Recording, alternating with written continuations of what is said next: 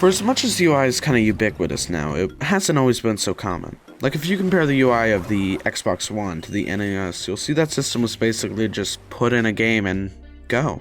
No settings or discussion boards or Metro UI that makes me want to blow my fucking load into the DVD drive of my Xbox. Just games. But how does this whole UI contribute to the experience of the console? I mean, with the PlayStation Store, I can play Dig Dug without ever having to worry about the physical realm ever again. And while that's great, now everyone can also know that I 100% a knack, so I'm never going to be respected ever again. How could a game console have good UI? That question had me stumped for a while. So in order to answer this question, I've decided that for the second episode of this whole UI design series, we're going to look at the design of the PlayStation 1, 2, 3, and 4, and what makes each of them so good. Also remember to subscribe and do all the other stupid shit, and without further ado,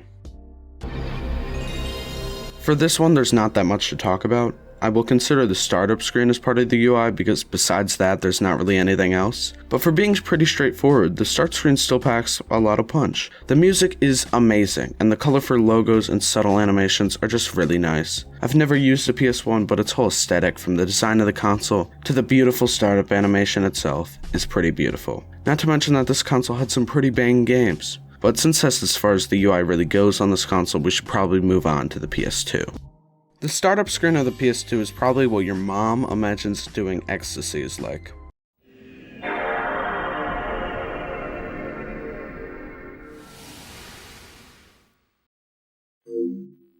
This is the first PlayStation to feature an actual UI in the form of a bare-bones ass file explorer and some options, but let's talk about the file explorer first. If you boot up your PS2 for the first time and go into system browser, it looks stupid and really has no point. It looks drab and has none of the PS2 characters that, for example, the startup menus have. And once you get a lot of save files, it's like, I guess you can watch Crazy Taxi doing whatever this in. But also, why is Crazy Taxi sentient now? I mean, this menu is cool, and I really love the use of skeuomorphism and all the little cool animations, but it just feels kinda empty with this boring gradient and just doesn't have the same charm as all the other PlayStation menus. But the settings menu,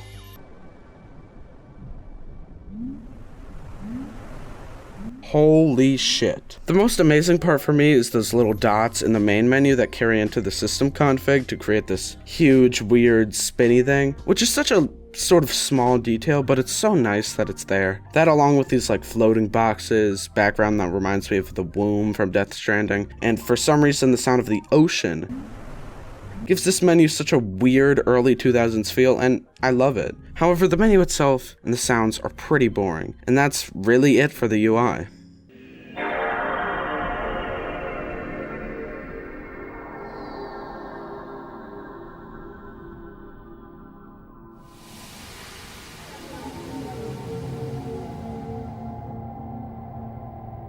Whoever designed this is a terrible person. This is terrifying. And whoever did this at Sony is a sadistic fucking bastard. If I had a PlayStation as a kid, that would give me ample reason to go to PTSD support group. Because right now I just go to meet new people.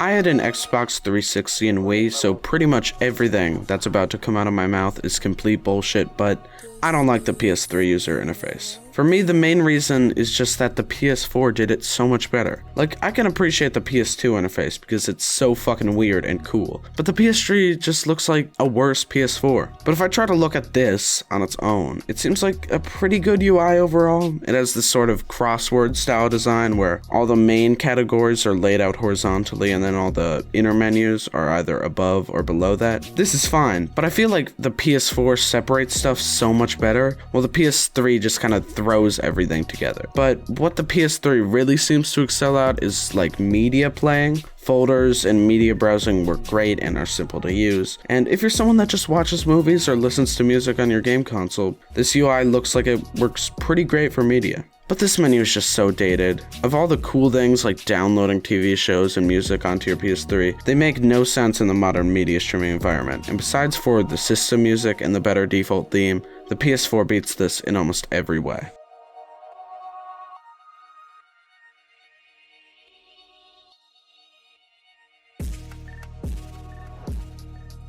The latest and greatest offering from Sony, that also happens to be 7 years old, has the best UI that has ever been in a PlayStation. It's simple to use, has plenty of extra bells and whistles, and is super customizable. The UI is laid out into 2 distinct sections, main area and top area. The main area features the stuff you're going to want to spend a lot of time in, like games, streaming services, as well as news and discussion boards. The top area is for stuff you'll tinker around with for a bit, and then go back to playing a game or watching a show. Stuff like settings, friends, parties, trophies, and user profiles are located up here. The divide between this main area and the top area is what makes the PS4's UI so great. If you want to get into a game, you don't have to scroll through everything and then go to the game sections and then find the game you want to play. All you do is just find the game you want to play on the home screen and, well, play it. Now, besides this ease of use, the UI also looks great and features the perfect blend of simplicity and style. I would take this over the clunky and confusing Metro UI of the Xbox any day. Now, I'm not going to pretend like this UI is perfect. In fact, stuff like the PlayStation Store and storage management seem to have been downgraded from the PS3, which fucking sucks. The UI is also pretty plain and gets boring. Themes fix this for the most part, and some themes are just so amazingly well put together that it makes no sense why other companies haven't caught on. And I know the PS3 had themes, but it didn't have the Knack 2 theme, so you might as well throw it in the fucking garbage. The PS4's UI is a great upgrade from the PS3, and while it's kind of boring, it still does the job of letting me play Knack uninterrupted for 19 hours a day, so I can't complain.